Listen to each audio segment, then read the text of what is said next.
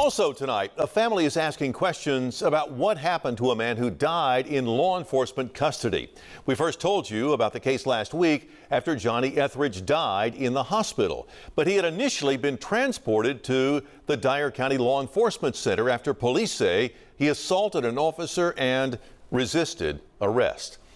Hello, I'm Greg Hurst. Tonight, the man's family is telling our Shay Arthur they don't believe that he should have been taken to jail, and they only called 911 so he could get help.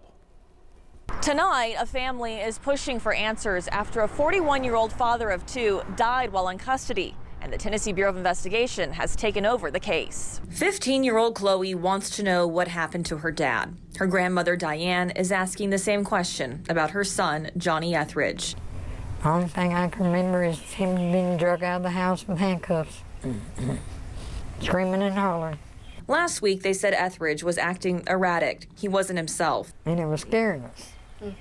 And we asked this friend of ours to come down here and pray for him. That friend is Christopher Criswell. They decided Etheridge needed medical help. They called 911, asking for an ambulance, but said only Dyersburg police showed up to their house. The family acknowledges Etheridge has had problems in the past, but tell me he was getting his life back on track. Having a history, when they ran his name through the system, when we called 911, that it just sent police. He needed medical attention, and there was no medical attention sent. The family says they were told when officers trying to get Etheridge, he headbutted an officer in a back bedroom. The sheriff's office says he was charged with resisting arrest and assault on a police officer. He was initially taken to the Dyer County Law Enforcement Center. There, jail staff recognized he needed medical attention. He was moved to the hospital where he died.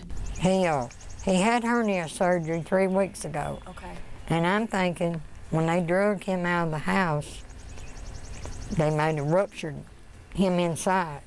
The Tennessee Bureau of Investigation is now handling the case. Law enforcement told us last week his body would undergo a forensic autopsy.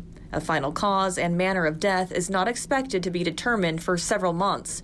But today, as Miss Etheridge sits holding her son's ashes she says she received yesterday, friends and family are calling for more information about the father's death. He was a good guy, man. He liked to laugh, he liked to cut up, and when I had nowhere to go, it was open door policy. It doesn't matter if he had a history, if he was an addict or what, but when do their lives matter? Because their lives should matter just like anyone's. He deserved an opportunity to live. He deserved an opportunity to get it right. For your news leader, Shay Arthur, WREG, News Channel 3. I can tell you we did reach out to the TBI about the case and asked when autopsy results could be expected, but due to the holiday, they said they'll have to get back to us tomorrow.